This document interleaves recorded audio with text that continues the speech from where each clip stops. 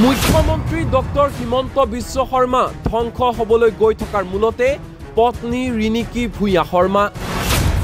মুখ্যমন্ত্ৰী ডক্টৰ হিমন্ত বিশ্ব শৰ্মাৰ ভোক লাগিছে। পৰিবাৰক সন্তুষ্ট কৰিবলৈ আইন প্ৰস্তুত কৰিছে হিমন্ত বিশ্ব শৰ্মাই। পৰিবাৰে ধন সম্পত্তি গ্ৰাস কৰি হিমন্ত বিশ্ব শৰ্মাৰ ধ্বংস মাতিছে। কংগ্ৰেছ দল শাসনলৈ আহিলে হিমন্ত বিশ্ব শৰ্মাৰ পত্নীৰ সম্পত্তিৰ হিচাপ কৰিব। মুখ্যমন্ত্ৰী হিমন্ত বিশ্ব শৰ্মাৰ বিৰুদ্ধে আক্ৰমণাত্মক ৰূপত অসম মহিলা কংগ্ৰেছৰ সভানেত্ৰী মীৰা বৰঠাকুৰ। শুনোৱা হওক কি কৈছে হিমন্ত বিশ্ব শৰ্মা সন্দৰ্ভত মীৰা বৰঠাকুৰে। হিমন্ত বিশ্ব শৰ্মাৰ এটা বেমাৰ হৈছে, সেইটো হৈছে ভোক লগা বেমাৰ। গতিকে তেওঁ মাতি চাগে ক'ৰবাত দেখি গৈছে ভোক লাগিছে, গতিকে তেওঁ আইনখনে তেওঁ পৰিবাৰক সন্তুষ্ট কৰিবৰ কাৰণে কৰে। মানুহে কয় যে প্ৰত্যেকজন ছাকচেছফুল মানুহৰ বেকত এগৰাকী মহিলা থাকে আৰু প্ৰত্যেকজন ধ্বংস হোৱাৰ বেকতো এগৰাকী মহিলা থাকে। হিমন্ত বিশ্ব শৰ্মাৰ ছাকচেছৰ কথাটো মই নকওঁ, ছাকচেছ হৈছে, কিন্তু এতিয়া ধ্বংসৰ বেকতো কিন্তু তেওঁ পত্নীয়ে গোটেই গুৰুগ্ৰাসে যি সম্পত্তি গ্ৰাস কৰিছে, ইয়ে অসমৰ ৰাইজৰ ভূঞাৰ পৰা তেওঁক উলিয়াই নিবৰ কাৰণে বাট বনাই দিলে। গতিকে হিমন্ত বিশ্ব শৰ্মাৰ ৰাজনৈতিক ডেইজাৰ নাম্বাৰ।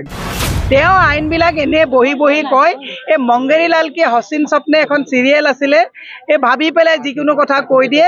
তেওঁৰ নন্দী ভিংগীবিলাকে বাহ উলংগ, ৰজা উলংগ হ'লেও বাহ বাহ দিয়ে। গতিকে তেওঁ কথাবিলাক কৈছে, কিন্তু অসমৰ ৰাইজে এইবাৰ তেওঁক প্ৰত্যাখ্যান কৰিব। তেখেতক ৰেষ্ট আৰু চিকিৎসাৰ প্ৰয়োজন হৈছে, নহ'লে তেওঁ মই কোৱা কথা নহয়। তেওঁ নিজে কৈছে যে বলীয়া কুকুৰক জগাই নল'ব, এইটো মই কোৱা কথা নহয়। গতিকে তেওঁ ছুপাৰমেন নহয় মুখ্যমন্ত্ৰী। গতিকে মুখ্যমন্ত্ৰীক বৰ্তমান অলপ ৰেষ্টৰ প্ৰয়োজন হৈছে। ৰাতি ৩টা বজালৈকে কাম কৰি তেতিয়াহ'লে সুস্থিৰভাৱে চিন্তা কৰিব পৰা হোৱা নাই। হিমন্ত বিশ্ব শৰ্মাৰ এটা বেমাৰ হৈছে, সেইটো হৈছে ভোক লগা বেমাৰ। গতিকে তেওঁ মাতি চাগে ক'ৰবাত দেখি গৈছে ভোক লাগিছে, গতিকে তেওঁ আইনখনে তেওঁ পৰিবাৰক সন্তুষ্ট কৰিবৰ কাৰণে কৰে। মানুহে কয় যে প্ৰত্যেকজন ছাকচেছফুল মানুহৰ বেকত এগৰাকী মহিলা থাকে আৰু প্ৰত্যেকজন ধ্বংস হোৱাৰ বেকতো এগৰাকী মহিলা থাকে। হিমন্ত বিশ্ব শৰ্মাৰ ছাকচেছৰ কথাটো মই নকওঁ, ছাকচেছ হৈছে, কিন্তু এতিয়া ধ্বংসৰ বেকতো কিন্তু তেওঁ পত্নীয়ে গোটেই গুৰুগ্ৰাসে যি সম্পত্তি গ্ৰাস কৰিছে, ইয়ে অসমৰ ৰাইজৰ ভূঞাৰ পৰা তেওঁক উলিয়াই নিবৰ কাৰণে বাট বনাই দিলে। গতিকে হিমন্ত বিশ্ব শৰ্মাৰ ৰাজনৈতিক ডেইজাৰ নাম্বাৰ। মাজুলী ভূমি আইনটো কি হ'ব? ৰিণিকী ভূঞাই যে 17 বিঘা মাটি ল'লে। গতিকে হিমন্ত বিশ্ব শৰ্মাৰ আইনবিলাক যিবিলাক আহে, অকল ভূমি আইনৰ কথা কিয় কৈছে? এতিয়া কৈছে ল'ৰা ছোৱালীয়ে বিয়া পাতিলে 6 মাহৰ আগত তেওঁক ক'ব লাগিব। মই মুখ্যমন্ত্ৰীক কৈছোঁ 16,000 পদৰ কাৰণে 32 লাখ ল'ৰা ছোৱালীয়ে চাকৰি বিচাৰি হাবাথুৰি খাইছে। বিয়া পাতিলে 6 মাহৰ আগত ক'ব। বিয়া পাতিবলৈ অৰ্থ পকেটত যে যুৱক সমাজৰ যে পকেট খালী, পকেটত সংস্থাপন কেতিয়া দিব? অৰ্থনৈতিক স্বাৱলম্বিতা কেতিয়া আহিব? তেওঁ আইনবিলাক এনেই বহি বহি কয়। এই মংগেৰী লাল কি হচিন স্বপ্নে এখন চিৰিয়েল আছিলে, এই ভাবি পেলাই যিকোনো কথা কৈ দিয়ে। তেওঁৰ নন্দী ভিংগীবিলাকে বাহ উলংগ, ৰজা উলংগ হ'লেও বাহ বাহ দিয়ে। গতিকে তেওঁ কথাবিলাক কৈছে, কিন্তু অসমৰ ৰাইজে এইবাৰ তেওঁক প্ৰত্যাখ্যান কৰিব।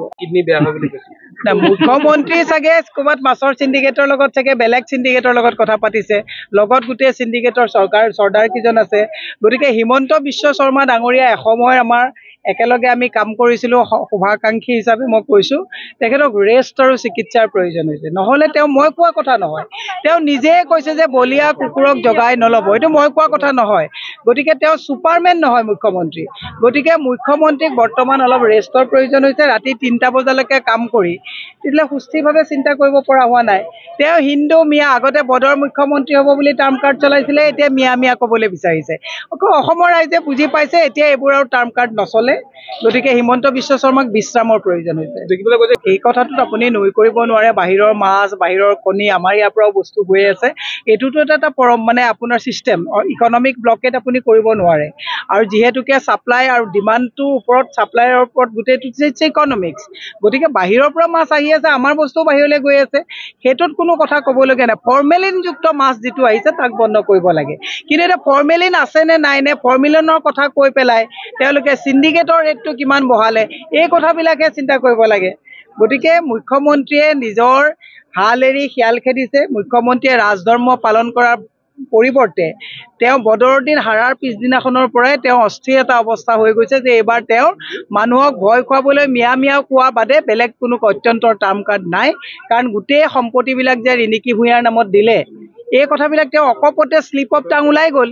ওলাই যোৱাৰ লগে লগে অসমৰ ৰাইজে যে সম্পত্তিৰ হিচাপ ল'ব, কংগ্ৰেছ চৰকাৰ আহিলে যে হিমন্ত বিশ্ব শৰ্মাৰ পত্নীৰ যে সম্পত্তিৰ যে তদন্ত হ'ব, এই কথাবিলাক গম পোৱাৰ কাৰণে মানসিক সন্তুলন হেৰাইছে আৰু সেয়ে তেওঁ মানে আবুল তাবুল বকিবলৈ লৈছে। মই এতিয়াও তেখেতক কৈছোঁ যে তেওঁ আমাৰ ব্যক্তিগত শত্ৰু নহয়, গতিকে তেখেতক মই কৈছোঁ